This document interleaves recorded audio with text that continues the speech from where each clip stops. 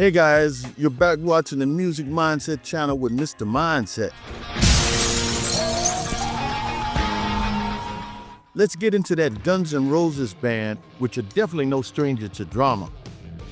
It was July 2nd, 1991 at the Riverport Amphitheater in Maryland Heights, Missouri. Over 15,000 fans packed the brand new venue on a sweltering summer night to see Guns N' Roses, kind of the most dangerous band in rock and roll.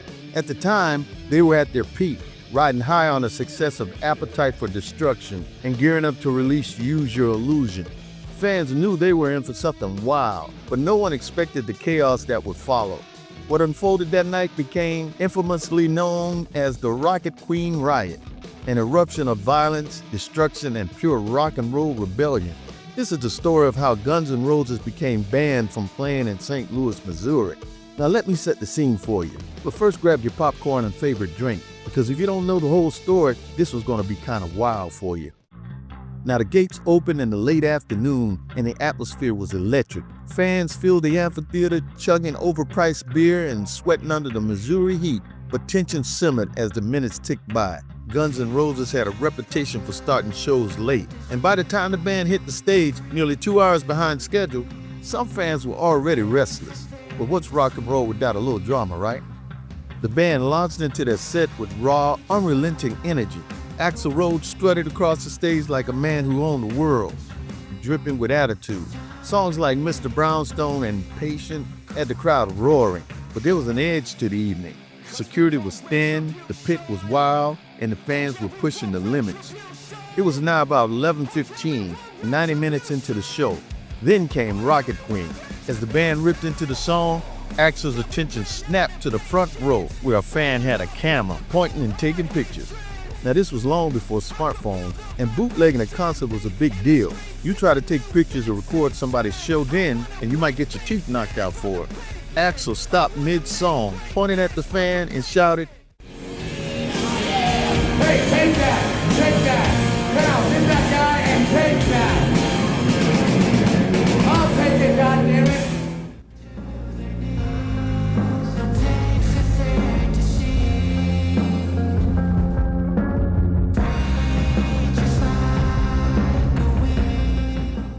Axel climbed back on the stage, grabbed the mic, and delivered his now infamous line. "Well, thanks to the lame-ass security, I'm going home." After that happened, at first the crowd thought it was a joke. Kind of looked like it. "They'll be back," somebody shouted.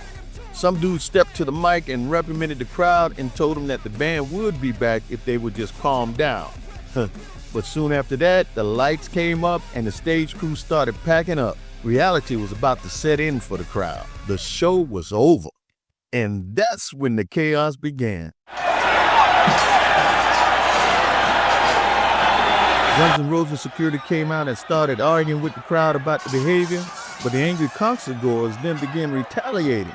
Man, they ended up tearing up rows of chairs and hurling them at the stage. Fights broke out between the fans and the band's security. Some fans even began looting the stage, grabbing sound and video equipment, and they just damaged what they didn't take. Somebody even walked off with Duff McKagan's bass guitar like it was a prize. Man, they later found some of that damaged equipment blocks away on park benches and stuff like that.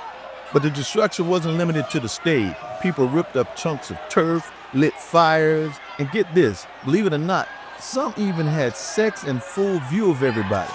Why? I don't know. I guess nothing screams rock and roll rebellion like a public hookup while chairs are flying over your head. Thousands of people were not part of the uproar here. And outside the amphitheater, the madness continued. Cars were vandalized and merchandise stands were ransacked. Now there were security guards and police already on the scene, but no way they could control all this violence. So, at around 11:28, enough was enough. The police officially declared this as a riot and went into beast mode. It was now what they call the Code 1000, or time for the Goon Squad. Now over 400 riot police would arrive from all over the surrounding areas in full gear to control the out-of-control mob. Tear gas filled the air as officers tried to disperse the crowd. By the end of the night, Numerous fans and security guards were injured, including one who suffered a broken leg. The hurt were hauled off in dozens of ambulances, and groups of people were arrested and shipped off in paddy wagons. It took more than an hour and hundreds of officers to finally get this mess under control. Now, Guns N' Roses management knew what was coming next, so they had quickly jetted them off to Chicago to keep any band members from sitting in jail and missing any future gigs. But all of this caused the next stop on the road for Guns N' Roses to be canceled anyway. No, not because they may have incited a riot, but mainly because all of their equipment was trashed in the melee. I wonder if it was worth it, Mr. Rose. Man, the Rocket Queen riot wasn't just a chaotic night, it became a symbol of the rebellious spirit of rock and roll. Axl Rose's unpredictable behavior had always been part of his allure. People loved him for the craziness. But this incident cemented his reputation as one of the most volatile frontmen in music history. Bruh's got a few issues, if I'm keeping it real. So as expected, the fallout was massive. Axl Rose's wild night at Riverport is landing the rock star back in court. Guns N' Roses were banned from playing in St. Louis, and the band faced multiple lawsuits for damages to the venue. But that's not all. Approximately a month after the incident, St. Louis authorities formally charged Axl Rose with 4 counts of misdemeanor assault and 1 count of property damage, holding him responsible for his role in instigating the riot. But it was nearly a year later when Axl Rose was arrested at John F. Kennedy International Airport in New York upon returning from a European tour.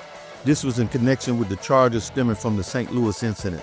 In October 1993, Axl Rose eventually settled the lawsuit filed by a fan injured during the riot. The guy holding the camera at the center of this mess was a man by the name of Bill "Stump" Stevenson. This guy was an avid fan of rock bands, and despite venue policies prohibiting photography back then, Stevenson was always near a stage taking photos and recording during various rock band shows. On the night in question, lead singer Axl Rose noticed this, became agitated, and confronted Stevenson, leading to the physical altercation we know about. But it is said that the real reason that Axl flipped out after the scuffle and wanted to end the show was really because in the scuffle he lost a contact lens and didn't want to keep going. Axl was so mad he couldn't see straight. All right, yeah.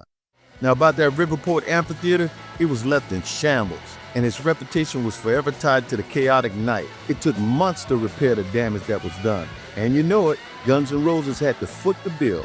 One of the biggest concerns always about this place was the lack of exits in the building, which could have probably led to less chaos. But like I said, following the July 2nd, 1991 incident, the band was informally barred from performing in the St. Louis area. This lasted for over 2 decades until it was kind of lifted. Because on July 27th in 2017, during one of their tours, Guns N' Roses returned to perform in St. Louis, marking their first concert in the city since 1991. A lot of years. Now looking back, was the riot an example of rock and roll's rebellious spirit, or did Axl's ego get the better of him? Maybe it was both. But one thing is certain, the Rocket Queen riot has gone down in history as one of the craziest nights in rock music. And let's keep it real, there have been some nights. Having worked at one of those amphitheaters, I can tell you firsthand, there have been some nights. What do y'all think? Was Axl justified in walking off and doing what he did, or did he just let his temper ruin the night? Let us know in the comments below. And if you love uncovering the wildest moments in music history, make sure to like and subscribe for more on the Music Mindset channel. I'm Mr. Mindset, and I know y'all like this kind of stuff, so check back, and I'll see y'all in the next one. Thanks.